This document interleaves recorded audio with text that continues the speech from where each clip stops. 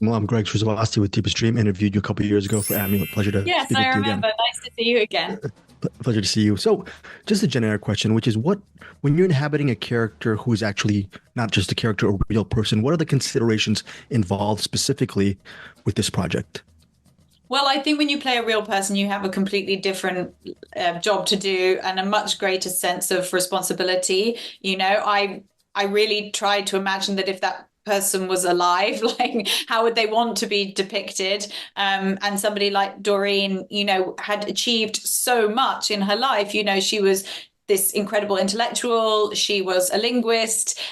She was a humanitarian. So I really just wanted to try and get as much of that as possible as I could across in the scenes, in order to be a testament to her, to the extraordinary woman that she was. On a universal level, One Life really talks about making a difference in the world and also just with another person. Can you just talk about that theme? Is that something that resonated with you? And was that a huge reason why you wanted to be part of this project?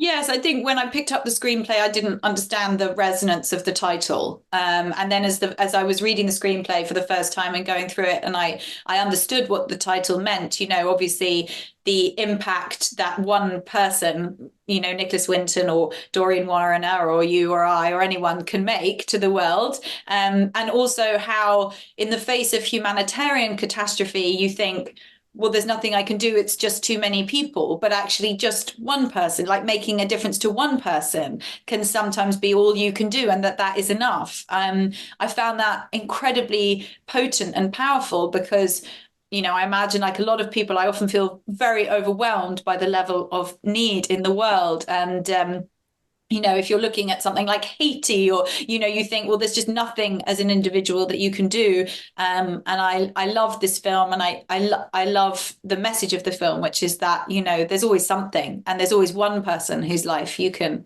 make a difference to. I'm just wondering, as you grow as an actor over the years and you evolve, does your scope as far as what you want to portray and the stories you want to tackle evolve as well? Or is that not even the case? Has it always been a very constant, you know what you wanted I wish. from the I get? wish I had that much control over my career. I mean, in a way, I think when you're an actor who kind of, has to audition for roles and, your level of control is different, and yes, there are certain jobs that you desperately want to be part of, and maybe that will happen and maybe it doesn't. But I think what definitely changes as you get older is that I don't want to go and waste my time when I could be looking after my children or writing. I write and direct. Like I have a greater sense of who I am and what I want to do with my time. And so, yeah, I actively kind of seek out projects which I think, means something, or to collaborate with people who I really like or whose work I like, and to spend my time wisely. Whereas, when I was younger, maybe I just thought, well, I've got limitless time. I can do all the things. I can do the things that mean something to me, and then I can do other things that, are just filling a gap. And this, I don't really feel like that anymore. But I wish all projects were like as meaningful as this one. Well, after Amulet, I'm a very selfish person. I just want you to not take care of your life or your family or act, and I just want you to direct. That horror thriller I'll was let to them know. me. I'll let them know that you've said I just have to do the directing full time. I'm sure they'll understand. Yeah, I just wonder. That's such a singular film, and wonder. I looked at your IMDb. You might have another directing project up. Is that IMDb is so inaccurate? I just went crazy in my head knowing that you might direct in the future. Is that a possibility? Because and the B part of it, the last couple of years, the reactions you've received from Amulet because it's such a layered story. Yeah, thank you. I mean, I've been working on three or four other films for the last 4 years. But it's a really difficult climate, and I think when you move from your first film, like when you make your first film, Amulet was a really small movie. We had a really small budget and you kind of do what you can to make that work. And then I think I had this idea that you would move up to like a bigger budget, but then that step up can be difficult, So I'm still trying to find like what is the film that's going to go, like what's the film with the kind of, the right kind of budget level and the right cast and the kind of story that I feel passionately about that's going to happen. But, I'm traveling very optimistically and I have four completed screenplays, so it's like, just trying to get one of them over over the line, which is, I'm not going to lie, it's not like the favorite thing that I've done in my career, but I'm doing my best. Yeah, speaking of doing your best, One Life, great film. You're an actor. You have all of these things. I always tell people I don't have the time to write. How do you have the time to write? Because you're not giving people like me excuses. So, Well, I was very lucky when I was really young. I worked with this amazing French author called Francois Ozon. And I was like, how do you write? I want to write. I can't write. And he was like, I'm not a writer. I can't write. I just write the films I want to direct. And that was like somebody just switched on a light for me. And I realized I don't have to be a writer, with all of the weight and pressure of that. I just have to imagine the film that I want to direct and then write it down. So I just try and do that. And I feel very lucky that I had someone kind of take all of that weight off me, at a time in my life where I really needed to hear it. final couple questions. What is the biggest lesson that you learned from Amulet that you're going to take to your second person behind the camera project? That you're talking about taking off that weight. I'm sure that there might be that weight taken off for the second project for you.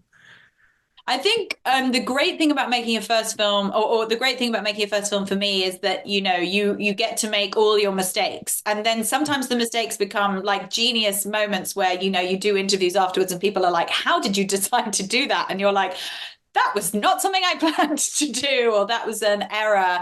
And so I guess when you go into your second film, I think so much more about filmmaking, or I know so much more about filmmaking, and I understand so much more about the things that can go wrong on the day. So I will be much more prepared. And that will be the thing that I will have learned predominantly, is how much preparation, how much more preparation I can and, do to make the piece of work. But then also I think there's something about responding very closely or clearly to what you just happen to have on the day, which can be an advantage as well. I mean, a lot of the decisions that were made creatively on Amulet were made quite instinctively, without a great deal of thought. And that, I think led the film to have quite an unusual tone and energy. So maybe I'll try and keep, retain some of that.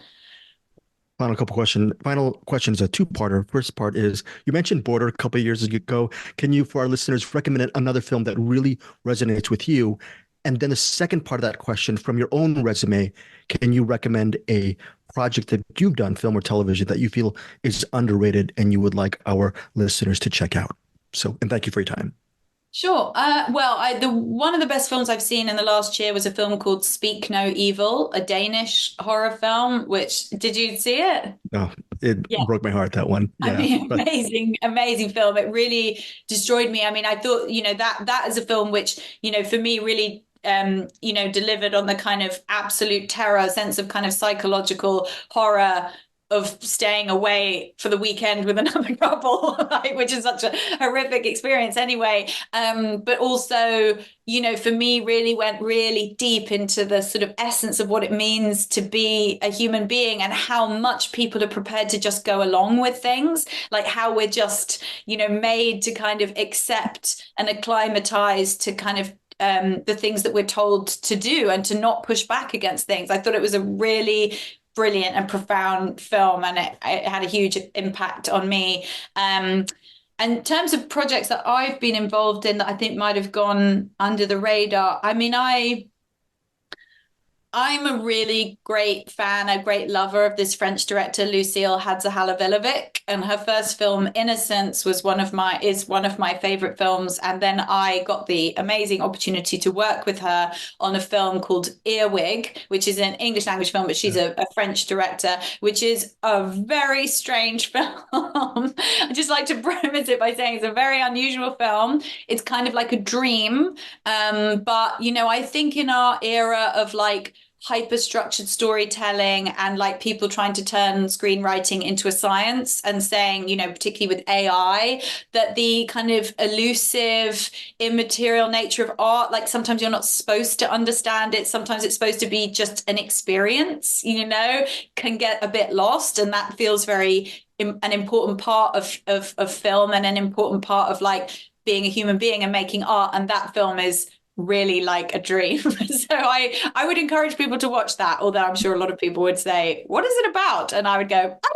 "I don't know." Well, thank you so much for your time. Really love One Life, and you're one of the coolest cinephiles. I get to talk to you every couple of years, so really appreciate the time. Thank you. Nice to speak to you again. Have a great day.